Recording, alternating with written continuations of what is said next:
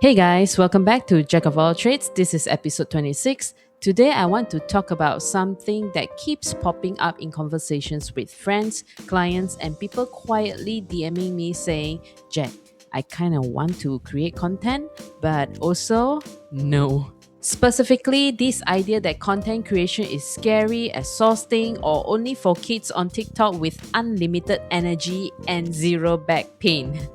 And if you're over 40 or honestly just over nonsense, this episode is for you. So grab your drink, sit back, let's talk. By the time you hit your 40s or beyond, life has already handed you a very thick manual of hard knocks, lessons, mistakes, recoveries, and wow, I really should have known better moments. You've got decades of stories, expertise, cautionary tales, and shortcuts that could save someone else years of fumbling. And yet, what do most people do with all that? They lock it up inside.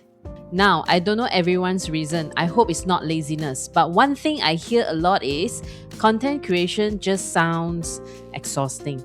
Like it's only for hyperactive kids dancing on TikTok or shouty self help bros yelling about how they'll make you $1 million in 6 weeks if you just manifest harder on Reels.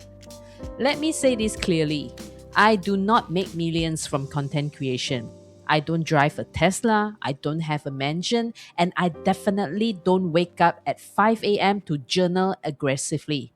Maybe others do that, not me.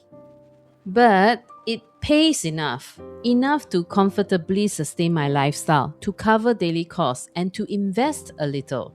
For someone like me who prefers working quietly behind the scenes, that's kind of the dream. I've been doing content creation in various forms for close to a decade. Longer if we count the dabbling phase where you pretend you're just experimenting. Most days, I'm perfectly happy ghostwriting for clients, building faceless YouTube channels, writing guides or books that carry someone else's name. I get to play with ideas, write, explore marketing and learning, help people from behind the curtain. And still have long breakfasts, spontaneous outings, lazy Netflix afternoons, without worrying about a packed client calendar. Not bad, right? Now, plot twist. If you're comfortable being front and center, you actually have a huge advantage. Look, I used to choose the path where my face wasn't stamped on everything. Very behind the scenes. Very please don't perceive me. But here's the thing, that's changing.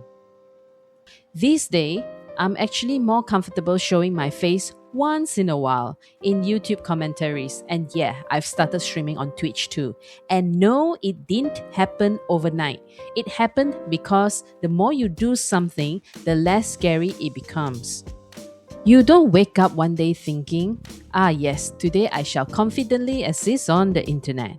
You start small, you test the waters, you press record, you cringe a little, then you do it again, and suddenly it's not that big a deal anymore. So, if you're telling yourself, I could never do video, or I'm not a live streaming person, maybe that's true right now. But once you get your foot in, once you get comfortable in one lane, you might surprise yourself and want to do more. Not because you're forcing it, but because confidence grows through repetition, not personality type.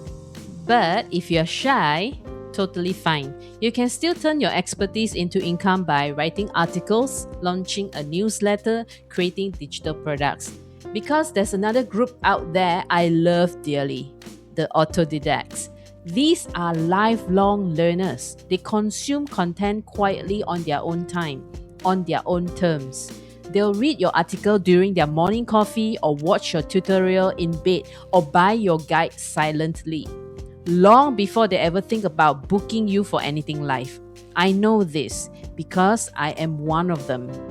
At its core, content creation is just this. You are trading your experience for money.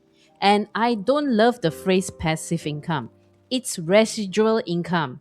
Because yes, it can earn in the background, but you still need to work smart to build it. It's not magic, it's not instant, and it's definitely not hassle-free at the start.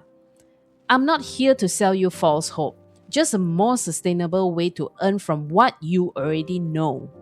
When you strip away all the noise, content creation is simple. 1. You take what you already know. 2. You package it. Blog post, newsletter, Medium article, YouTube walkthrough, even a tiny downloadable PDF. 3. Someone learns from it on their schedule. 4. You get paid directly or over time through ads, affiliate links, or referrals. That's it. No daily client fires, no burnout calendar, no trading hours for dollars forever. Just your knowledge, quietly working for you in the background. Actually, if you think about it, it's not that different from investing stocks, mutual funds, property, just with ideas. Now, I can already hear someone say, "But Jacq, I'm not techie." Neither am I. I survive because I let tools do the heavy lifting. Canva for visuals, OneNote for messy thoughts, Google Calendar for batching, Trello and HubSpot for organization, Substack and Medium for publishing without tech headaches. No tech degree required. Most of these are free or cheap, and they save me hours of frustration, which means I can actually create instead of crying at settings pages.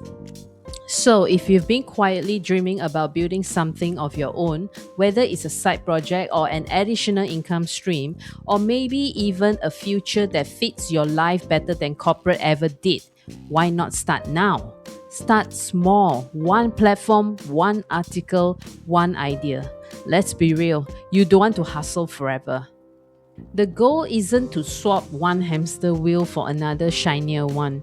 It's to build something that earns while you live.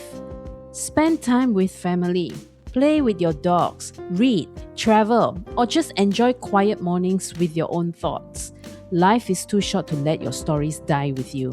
If you don't capture them, share them, and turn them into something that lives online, they vanish. And that will be a waste, not just of income, but of legacy. So, let the tools help. Let AI brainstorm with you. Let platforms handle the boring stuff. And you focus on what actually energizes you. Before you go, if this episode resonated, follow the podcast so you don't miss future conversations like this. And if you want to hang out in a more casual, slightly chaotic environment, come find me on Twitch. Yes, I stream games, but I'm always down to chat about content creation, work, life, or whatever existential thoughts hits mid-boss fight. Links are in the show notes. Alright, that's it for today. Remember, you're not too late. You're just finally interesting enough to start. Thanks for hanging out with me. Catch you in the next episode.